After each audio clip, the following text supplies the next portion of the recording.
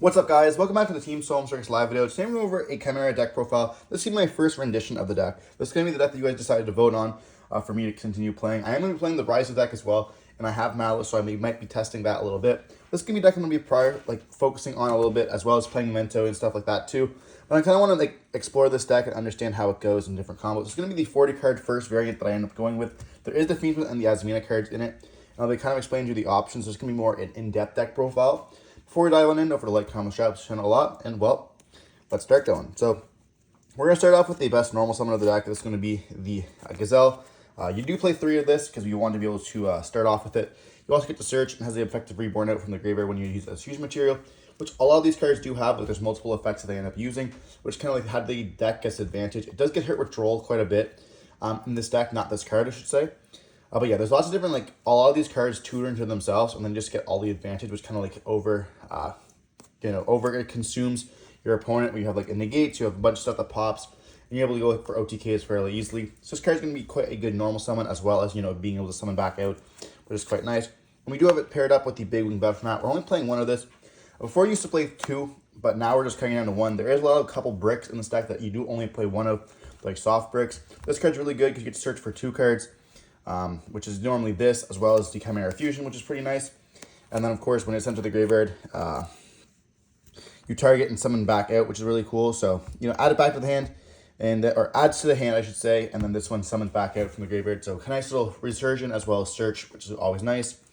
And then, yeah, so now we have the other cards.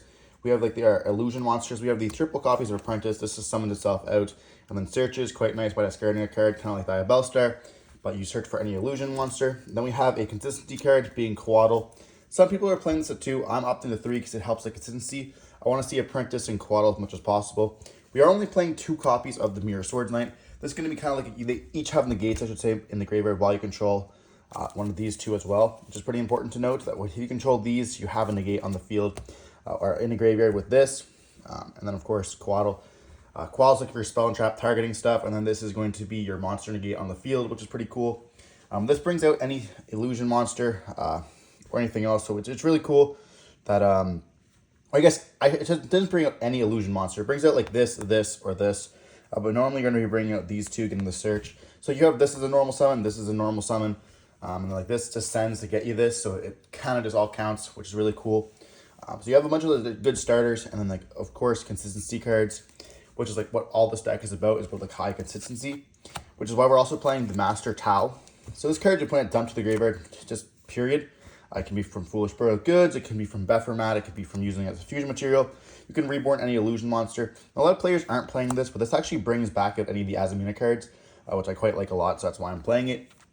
We could opt it, cut it in the future. Just for now, I'm just enjoying it. But yeah, that's going to be it for the Chimera part of the deck. We now are playing 2 Diab Bels and the Diab Bels. So you may be wondering, well, why not 3 Diab Bels? We have 3 wanted in the deck, and I think that's a little bit more consistency-wise than 3 Diab Bels. But you definitely can play 3. I'm not saying that it's necessarily correct. This is what I'm testing out. And then, of course, this is going to be your anti-spell for your opponent, which is pretty cool. You can summon it out when you have a Sinful Spell in the graveyard. And it's a Floodgate, as well as a being illusion monster. It also pops cards, so this is an interaction piece. Really getting into a bunch of different decks right now in the format, which is really cool, which I like a lot. And then we have for our Engraver package or your Fiendsmith package, we actually have a different variant. So we have a Necrom and a Dusty Gold. This actually can be full combo if you normal summon it as well. But you just normally send this to the graveyard somehow and then get to banish this to get a Dusty Gold, which is a late fiend. You have your combo started off automatically. We also are playing the 1 Engraver and the 1 Lacrima. But you don't need to play any more of it. I was playing at one point the Lurie and stuff like that into Engraver. But I found that this is in engine. You can dump this off of this, which you can make super easily. And then this gets you into your Dusty Gold. So it's not really needed to play it. So we're just kind of making a small engine here, which is obviously just pretty nice. Then for the spell cards, we're playing the triple Chimera Fusion. I have seen some people play this at 2. I'm playing it at 3 just because I want to see it more often. I'm starting off playing this deck. That's why we're playing it at 3. It also can add itself back to the hand, which is pretty cool. If I see 2 of it, well, then I see 2 of it. I don't know what to say. But the deck's quite nice. I like this card quite a bit. Being able to summon out Guardian Chimera during your opponent's turn can be also crazy. And, you have to use at least a Fiend or a Beast or an Illusion monster, I think it is. or I guess a beast or a fiend, which can come up quite a bit, you know, if you have something in the hand. We are playing a different card in this. We are playing a board breaker build, so I'll be trying to show you guys something else really cool with this as well. It's why we're playing 3 of it. But yeah, it's kind of important that we are playing 3 right now. And then we are playing the triple wanteds. Like I mentioned, we're only playing 2 Diab Bels stars, so we're playing triple wanteds. It also can come up with the Azamina cards, and then of course Deception.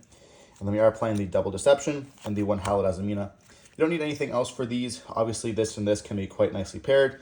And then, of course, this gets you in your Sinful Spoil package by giving you the Deception by the Diab Bels star. And then, of course, the Deception can send to get the Azamina. And then Azamina can send the Deception to get your monster on the field.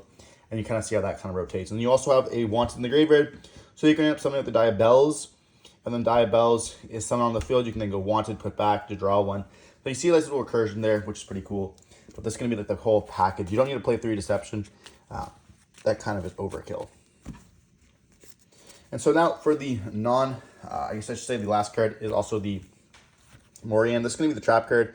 You can set it off the Diab Bels star. And then you can send it to the graveyard as well off of the Hallowed Azamina.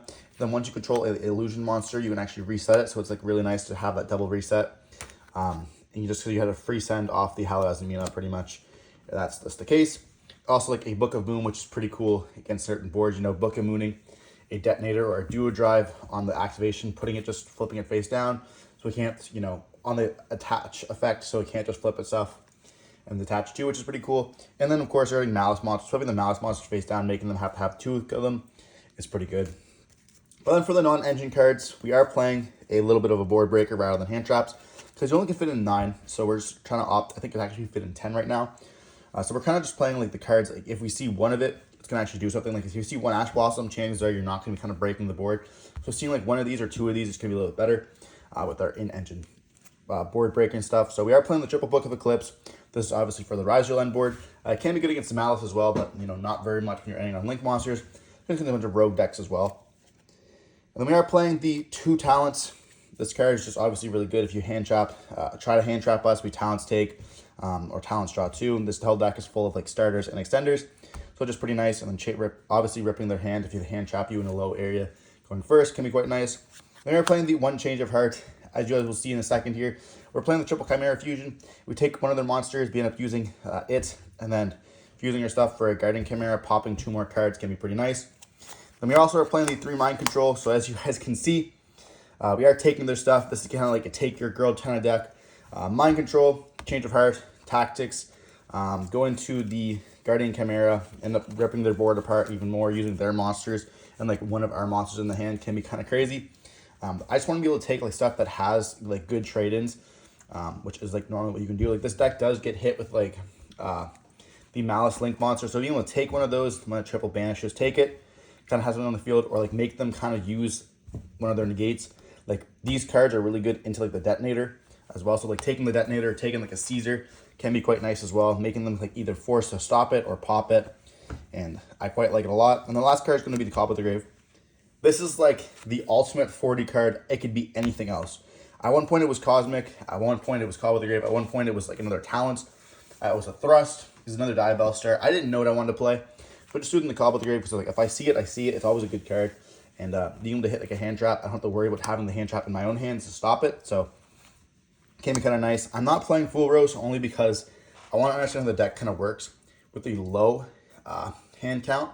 Once you add Full Rose into the deck and start drawing a whole bunch of cards, you're not going to be able to understand the ratios anymore. So like for now, I'm opting to play these cards and then seeing how it kind of goes. And obviously I will change it depending on how the testing kind of goes that way. Then for the extra deck, we're playing the Bephermat, the Chimera, King of the Phantom Beasts. Reps card during the end phase. It also is a level 6. We don't have Beatrice anymore, but just kind of important to note. This just dumps a card and then be able to bring back out. This one's from the graveyard. This one's from the Banished Zone, which is kind of cool. Then we are playing the Guardian Chimera. Welcome back, Old Faithful. We're no longer playing Branded right now, but we are going to be still popping cards, which is obviously awesome. And then we're playing the triple Azamina cards. So we're only not playing the ultra big one. But yeah, this card's actually really good right now. Of course, the Negate and the Searcher. Not much to say, but yeah, this card in this deck is absolutely good. People don't realize that you have it. It like spins a card, so kind of cool. And then we also are playing the Fiendsmith package, we have the Requiem, the Sequence, the Princess, the Desiree, and the Caesar. Not much to say. We don't need to play anything else here. Obviously, this is yet no Moon because we have access in Engine with this card here to our Fiendsmith package, so you don't need to make Moon. If you're going to go for a Link monster, there's probably just other Link monsters you can make. Going for Moon, going into Requiem is just kind of like a waste, especially in the extra deck where this is all super tight. And then we are playing the Chaos Angel because this deck is super dummy easy to make a light and dark Chaos Angel. And then we have the Cross Sheep, the SP, and the Typhon. So I'll be showing you guys all the different lights and darks that we have. We have a level 6 dark, level 4 light, level 4 light, level 6 light, level 4 light, and then of course you have your Azamina card, which are level 6 darks. So you have quite a bit. I guess this is the only one that you can't really use. So the Engraver is like the odd piece out here, but you have four level 6 darks, and then you have 3 level 4 lights. So you can see here, there's a lot of easy access to the light and dark Chaos Angel. So it's always like an availability to make in this deck, which is super cool. And then of course, Cross Sheep, you have different like stuff, like being able to summon out one of your Azamina cards under Cross Sheep, and then getting Cross Sheep the Reborn out like the Mirror Swords Knight can always be nice, because you have access to the Big Wing Bephomet. And then just like having some different stuff randomly hit the board, like you have the Caesar being made. It just does a whole bunch of different stuff, which is kind of cool. Like gives everything attack and stuff like that. But you have to be careful if you have Cross Sheep and then Typhon, because you summon a Typhon in the zone of Cross Sheep, it actually cannot activate the effects anymore, which is kind of funny. So yeah, Typhon obviously is going to be pretty good as well, you know, when you end up making and breaking a board. And like these two cards are going to be kind of like staples when you're learning a deck as well. You know, Typhon might come out of the deck at some point, but it's also a fiend to use for the Chimera Fusion as well, which is kind of important. That, you know, even if you have like to make a Typhon, bounce a card to the Chimera Fusion, you can actually use this to make a Guardian Chimera during your opponent's turn, and then you get to pop stuff as well, which is pretty cool. So cards that I also wanted to play that I didn't get to mention, I wanted to play this, the Abbot or whatever. So like this is going to be obviously the first rendition of the deck, but I want to test this at some point. It's kind of really cool. Todd kind of put me on this when he was playing Whitewood, so shout out to Todd as well. Well, this is a really cool way to summon back out something during Cross Sheep if you like kind of end on a lower end board.